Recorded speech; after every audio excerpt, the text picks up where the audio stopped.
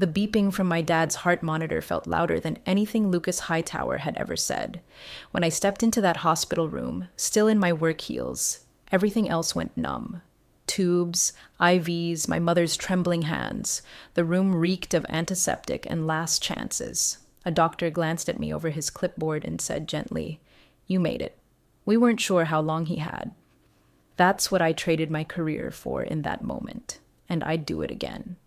Let me pause here for just a second.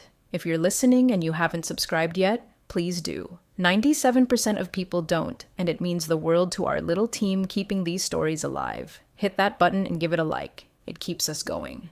Now back to the part where everything started falling apart. Back at Coravan, Lucas didn't skip a beat, didn't check on me, didn't ask if my father was breathing on his own. Instead, he fired off some company-wide email about elevating standards and restructuring for resilience. What he didn't mention in his little PR sermon was that he had no clue how federal procurement actually worked. He saw numbers and titles and PowerPoints. I saw chain of custody logs, FAIR's compliance protocols, and the labyrinth that is the Federal Acquisition Gateway. See, federal contracts don't care about your optics. They care about the one name listed as verified point of contact. The person who went through 2 background checks, fingerprinting, and a miserable 6-week online course just to be able to click approve on procurement flow. That was me.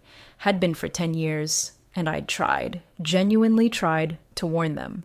From the hospital hallway while watching my dad's chest rise and fall like it might be his last, I submitted a quiet note through the internal portal, temporarily stepping back. Please initiate a credential handoff before contract renewal deadlines. No response.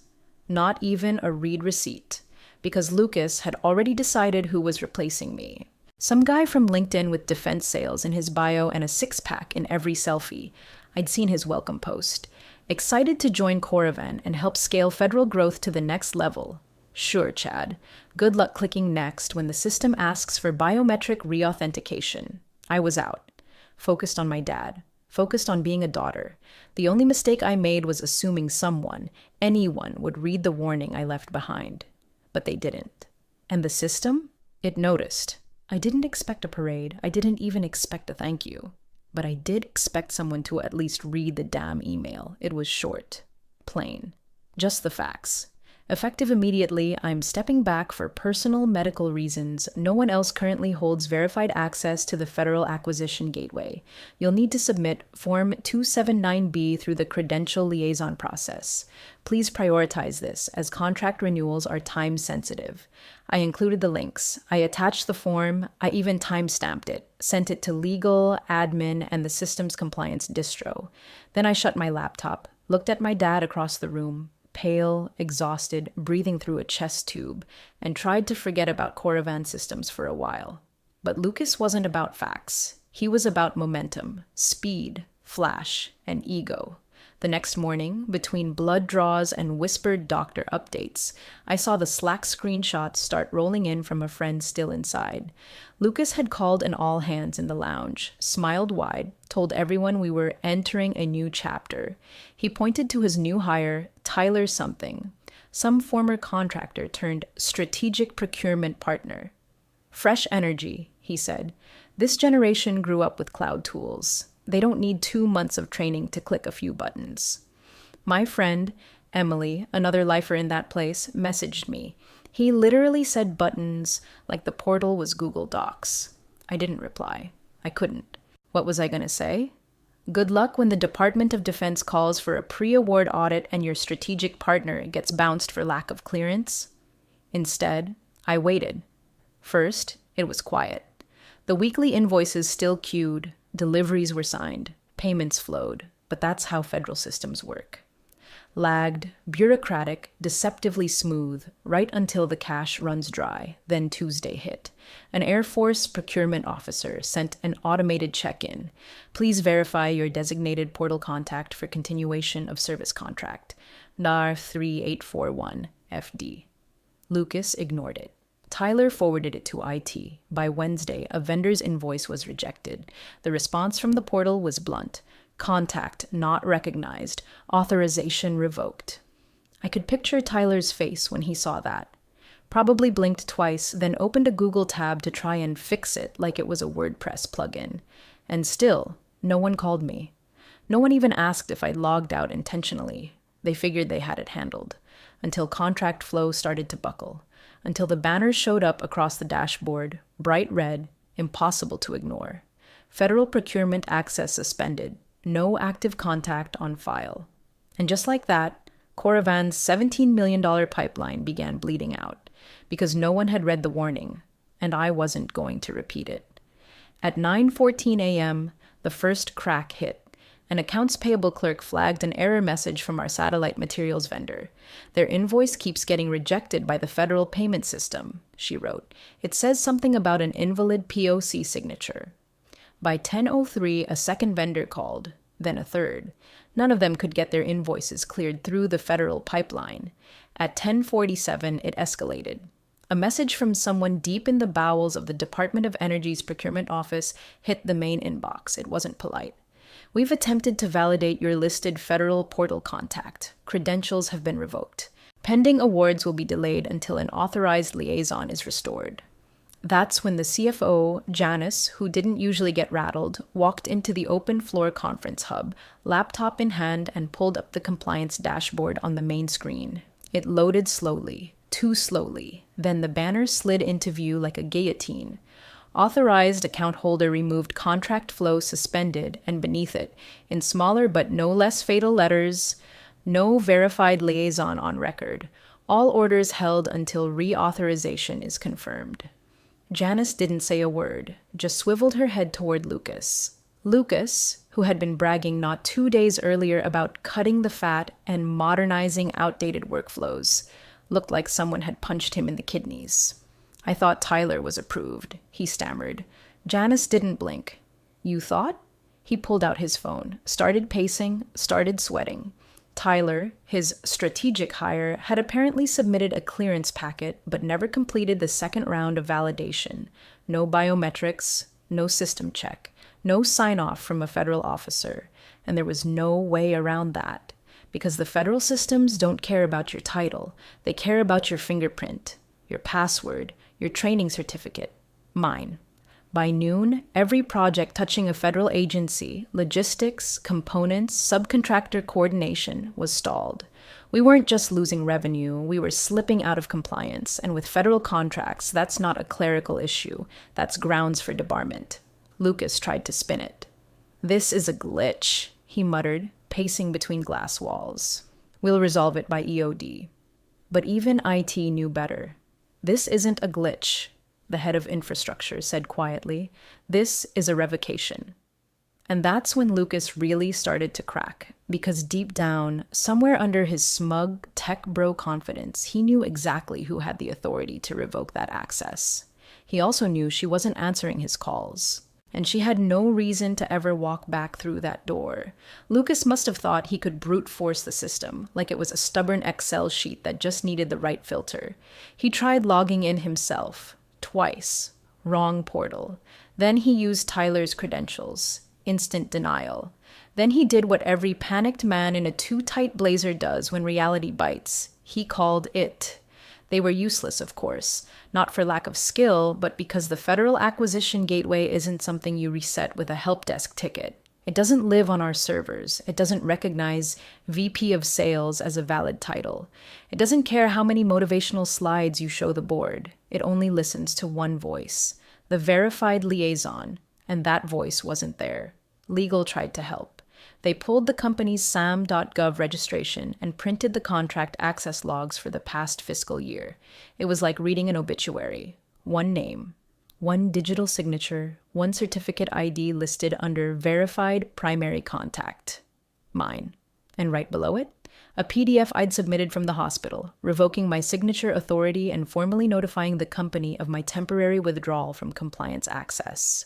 It wasn't petty, it wasn't sabotage, it was protocol. I'd documented everything. The timeline, the necessary form handoff, the deadline. I had even flagged it in the subject line. Immediate action required. Federal contract access transition.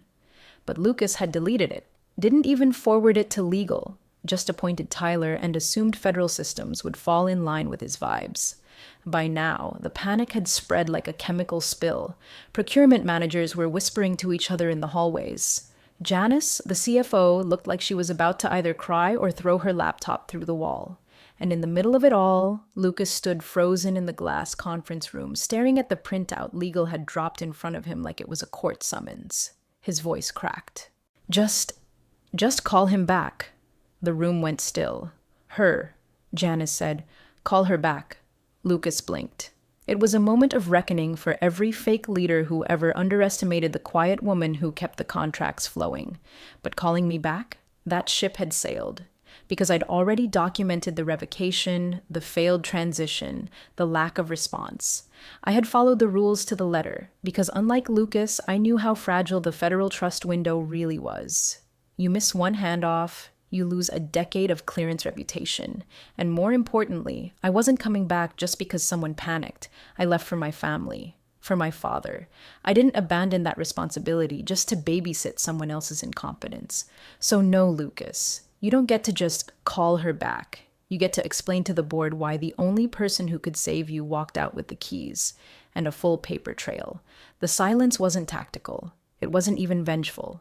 It was simply earned. I'd said what needed saying. I'd flagged every risk, filed every form. I didn't owe them a rescue, especially not from a hospital chair next to a man who'd spent his whole life showing me how to fix things the right way the first time. He didn't raise a martyr. He raised a woman who read the fine print. Back at Coravan, my inbox lit up like a slot machine. Calls, emails, Slack messages, meeting invites. Can we chat? Quick clarification? Urgent. Portal access issue. I didn't answer a single one, because here's the thing, no one tells you about federal systems. Once access is revoked and the credentials are scrubbed, there's no magic button, no override, no please just this once option. It's a federal chain of custody, and once your hand is off the baton, someone has to be properly certified before it moves again. Tyler wasn't. Lucas never was. And the clock was ticking. By Thursday, departments were bleeding productivity. Vendor calls went unreturned. Refund requests hit the wrong inboxes. Shipments got held up at inspection checkpoints. Compliance flags began stacking in the internal reporting system like falling bricks. In one status meeting, a junior procurement analyst named Ray, barely a year in, hesitated before speaking. Then, voice low, he said, "She warned us. 3 times, once in the dashboard, once through legal, once through the SAM portal note log." No one responded. Someone else, a senior exec whose name never appeared on anything important, leaned back and muttered, "Wait, did no one else ever get certified?" Janice closed her laptop with a hard snap. "You think we'd be here if they had?" And then came the final pin drop moment.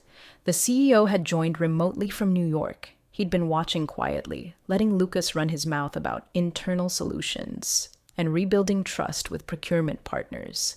But as that last question hung in the air, the screen went full frame. His face was calm, controlled, but the eyes were drilling holes. "Tell me again," he said slowly, each word like a nail. "Who told our only verified federal liaison not to return?" Lucas opened his mouth, closed it. The room was silent. Everyone could feel it. This wasn't just a system failure. This was a leadership failure, one with a face. Mine wasn't there to defend. It didn't need to be. My name still sat atop the federal portal as the last verified signature. They didn't need to call me to hear it. My silence was saying everything.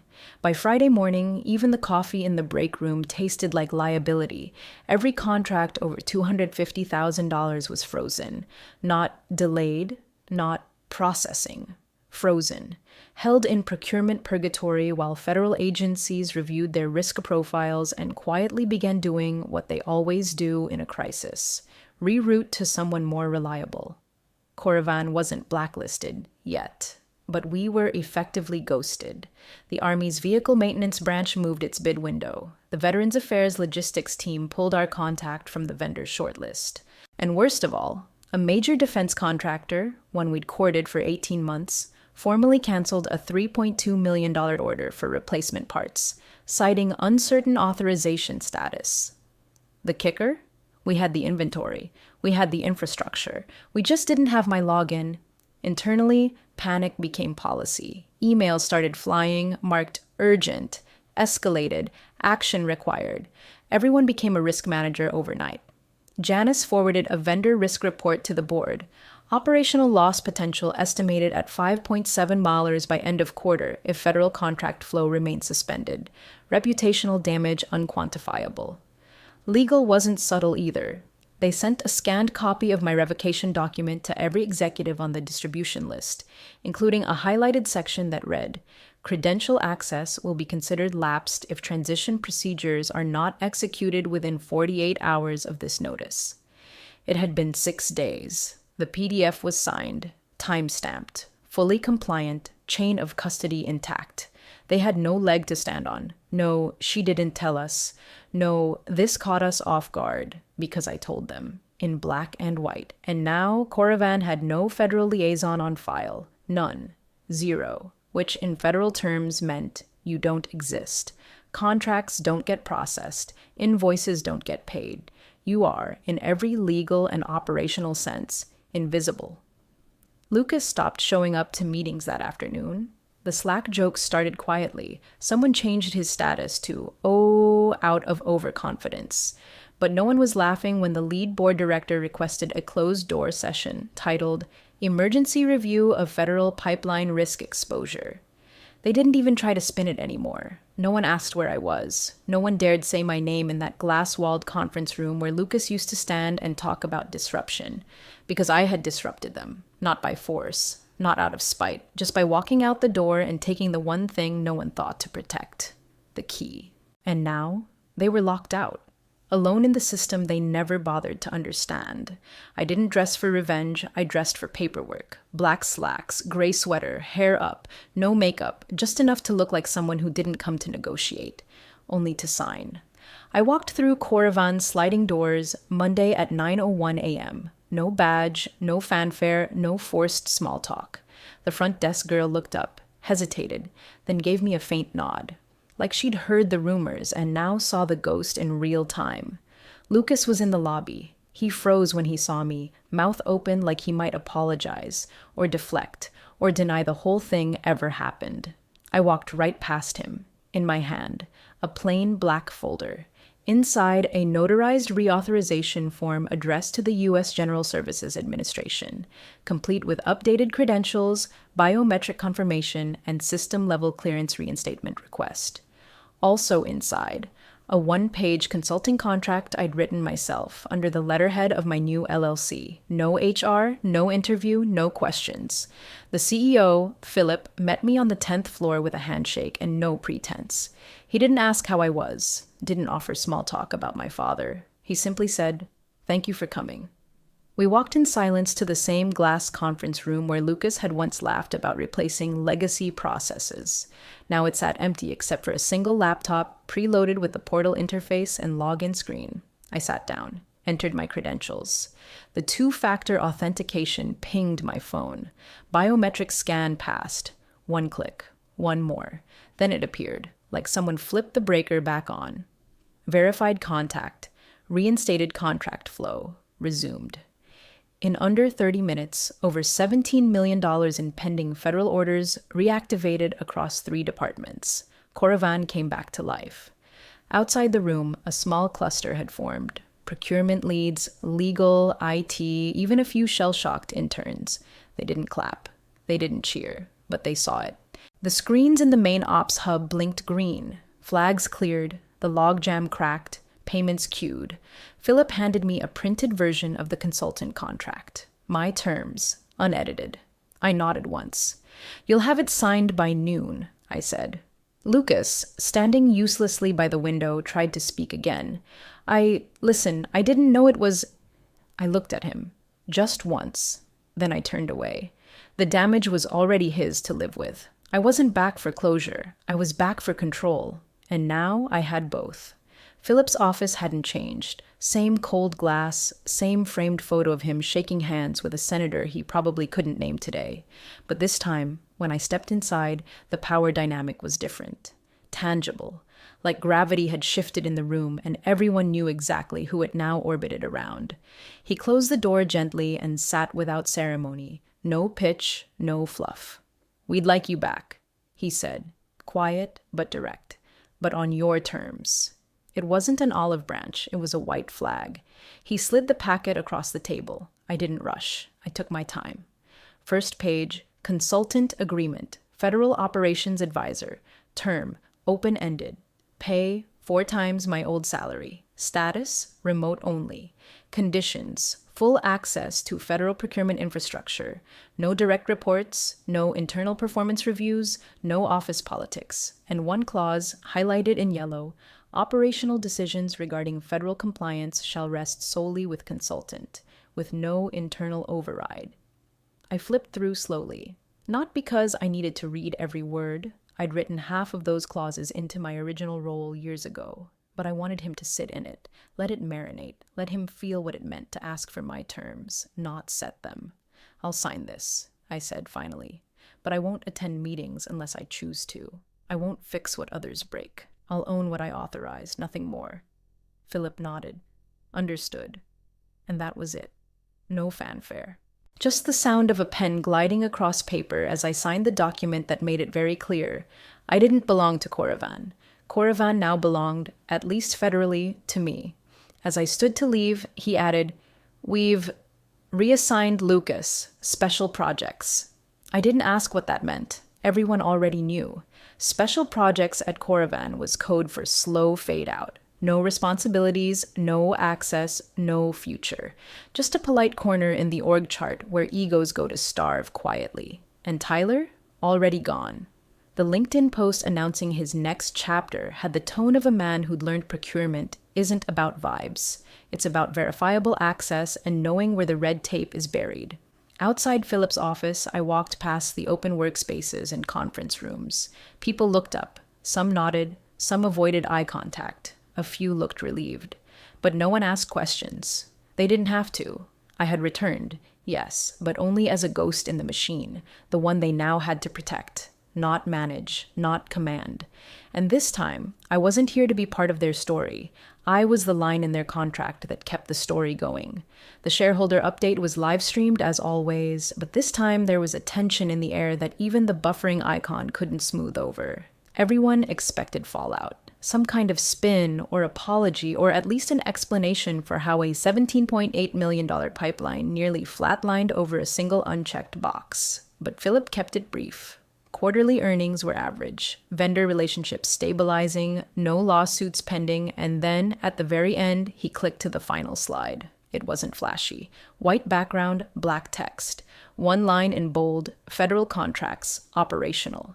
Primary liaison, consultant, R. Sloan. That was it. A few murmurs from the investors, a rustle of paper.